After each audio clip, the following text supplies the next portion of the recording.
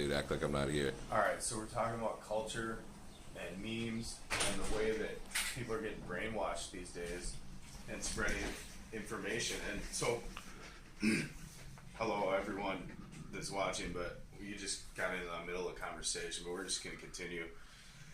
So, what I'm saying is these memes pop up on the internet. Everyone's got their little devices, but a big transfer in the way that human beings are believing things, believing facts, or coming up with new ideas to transfer among themselves. So in all these different circles I've observed from young to old, there's this, people are starving for information, and the controllers of media and manipulators of consciousness that equate manipulators of mass markets and consumer society are utilizing that, have actually set that up and created that through the dissemination of mass media, right? And just facts and memes and so they're creating people that are starved for information, so they're looking for information, so then they provide them the information they're looking for, but that information isn't filling people up, and it's creating a lot of nonsense stuff that's going on, you know? So someone's on Facebook and they see a meme and there's a picture of a tablespoon of some kind of natural medicine, and it says this cures cancer or whatever, or it says, and some of those are true, but some of those aren't. And but what I'm saying is there's a lot of these memes like that, right? And people see those memes, and then without doing even another Google search, they're like, oh wow, oh my god. There was a really funny one, a facetious one, and there was a really beautiful picture of a tablespoon of cinnamon. You know, cinnamon's a really healing herb, you know? And the meme says hey, if you have the flu, just put 2 tablespoons of cinnamon up your butt. It'll cure you really quick. Yeah. You know? And then on the bottom it's like, yes, because I do anything I see on the internet. You know? And that was just a ludicrous example of these memes that are going around, and people will just automatically believe it and be like, wow, oh my god, did you hear about this? So, I don't know how this conversation got started, but I'm trying to say, people are starving for information, for truth, and they're looking for it, but they're just looking for it from media sources, and very rarely are we ever investigating or even experimenting on our own to even prove this. So this leads to this video, so this is interesting. That's a good tie-in, huh? So what we're going to do today is there's a current meme going around the internet of this plastic snow, and the snow falls around the country, and people are putting up all these videos where they're getting snow, and they're putting a lighter to it, and they're saying it doesn't melt, and it's got plastic in it.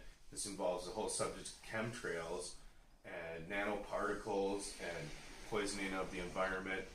But this is kind of an interesting video because what I want to do is actually do a little bit of a debunking video, because this snow thing is getting out of hand. And I believe what I'm going to show you is a very simple explanation that involves physics and basic elemental physics, okay, and chemistry. So we're going to grab some snow. Up here, if you're just tuning in, we're in Minneapolis, Minnesota. It's really cold. Actually, I mean, really cold is relative. Shameless plug, I just got my Young Living Essential Oils order in today, which helps me and my family combat the effects of chemtrails and nanoparticles and barium and aluminum and heavy metal toxic buildup, and we use essential oils. Help chelate heavy metal, so we're just going to grab snow.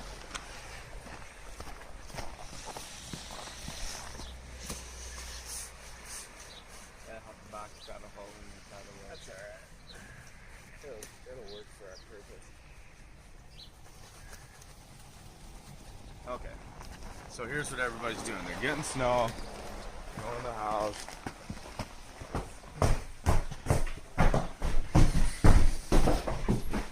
Could you grab that stuff for me? Thanks.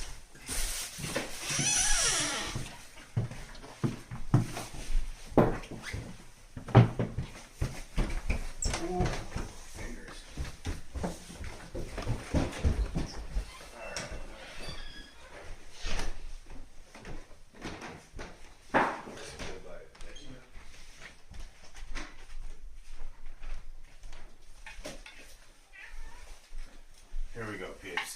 Okay.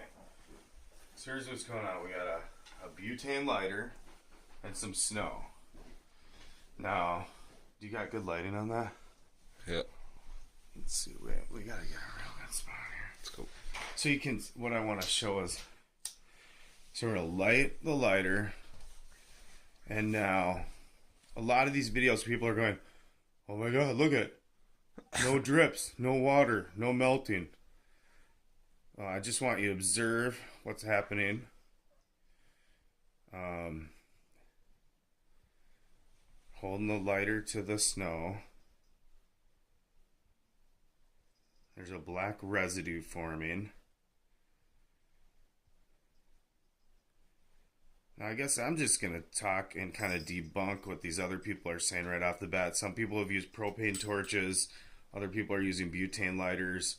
Some people are using matches, and they're saying, oh, the snow is just melting like styrofoam. There must be plastic and chemicals in it. Well, I do believe there's chemicals from the chemtrails in there.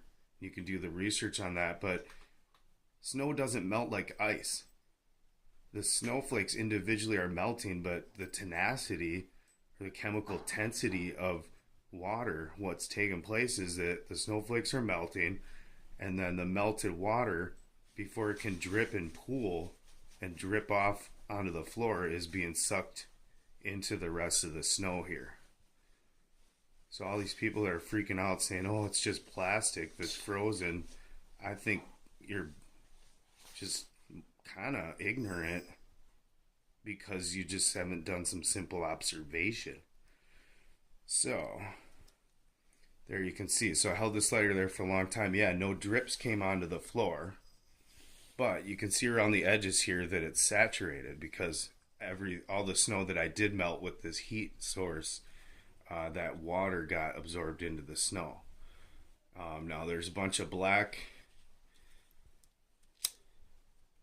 residue on there, which people in these videos around the country are claiming is proof that there's plastic in the snow, right?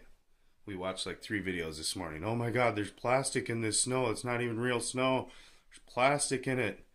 Well, and then they go, it smells. Well, that smells like butane fumes. That smells like the residue of combustion of butane.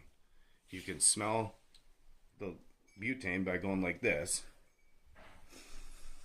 depressing the lighter and smell the butane, and then you can burn some snow and get a black residue around it,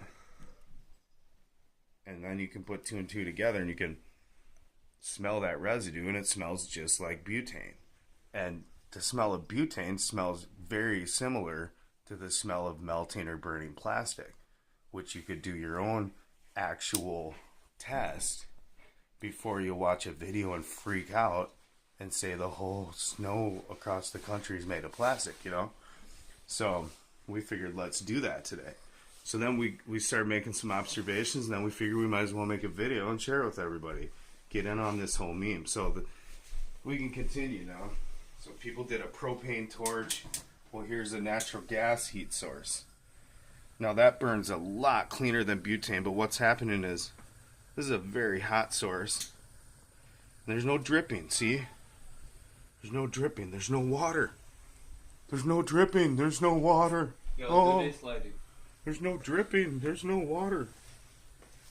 But the snow is melting, folks. And if we take long enough to observe, see it's melting. Can you see the? I hope they can see that on the video, but you see it's water saturated. So the snow creates, its own, basically like, there's a specific term for it, but like attracts like, and the water molecules attract each other. So instead of just dripping off, they suck into and absorb into the sponge-like structure of the snowflakes. But if you sit here long enough, that rest of that snow becomes saturated and drops of water. Then drops of water will start dropping off. You can see at the very bottom, water's going to start dropping off here in about 20-30 seconds.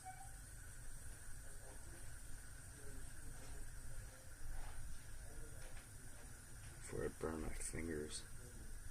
Okay, water's dripping now because you can see that it's become saturated. So even if I took a propane torch to this, or some other kind of torch that these people are doing. Right, let's get some fresh snow and do it with, like... Dude, no, I think that's good, dude.